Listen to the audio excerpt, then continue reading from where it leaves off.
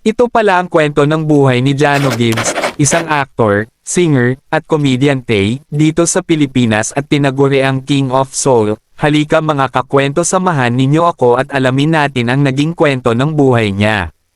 Si Jano Ronaldo Ilagan Gibbs, ipinanganak noong September 16, 1969, sa Maynila, ay nakabuo ng isang matibay na pangalan bilang isa sa pinaka-versatile na entertainer sa Pilipinas, at kinilala bilang Hari ng Soul ng Pilipinas, dahil sa kanyang makinis at soulful na boses sa pagkanta. Maagang buhay at pinagmulan. Ipinanganak si Jano sa isang kilalang pamilya sa showbiz. Siya ay anak ng yumaong veteranong aktor na si Rolando Valdez, at ni Maria Fe "Baby" Ilagan Gibbs.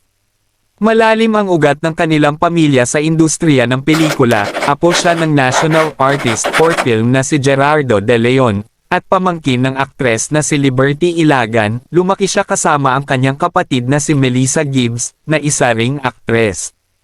Pagsikat 1986 hanggang 1990s. Nagsimula ang karera ni Jano noong 1986 bilang miyembro ng teen variety show na That's Entertainment's. Mabilis siyang sumikat dahil sa mga sumusunod. Musika, ang kanyang debut single na Miss, noong 1988 ay naging patok sa radyo, sinundan ng platinum album na Ipagpatawad, 1990.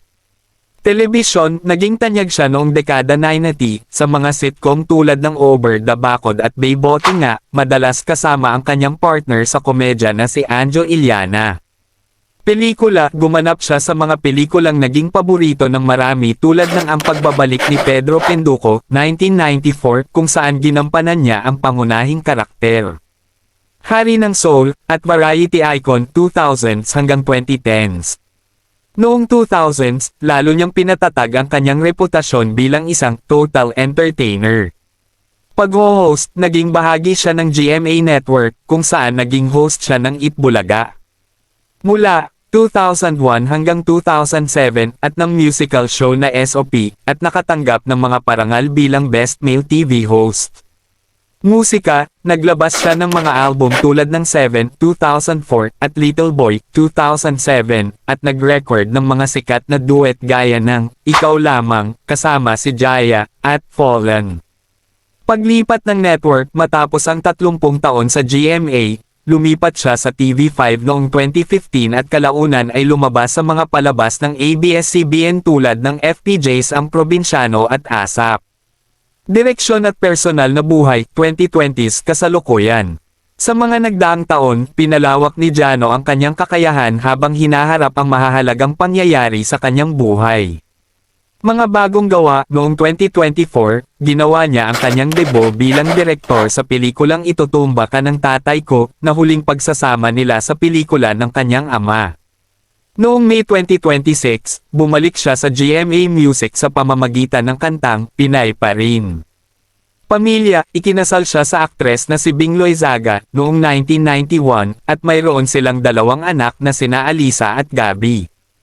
Katapatan at pananagutan, noong huling bahagi ng 2025, naging usap-usapan sila ni Bing matapos ang kanilang tapat na vlog kung saan humingi si Jano ng paumanhin sa kanyang mga nakaraang pagkakamali sa relasyon. Pagdadalamati at paghilom, ang pagpanaw ng kanyang ama noong 2023, naging malaking pagsubok sa pamilya, ngunit lalo umano nitong pinatatag ang kanilang samahan.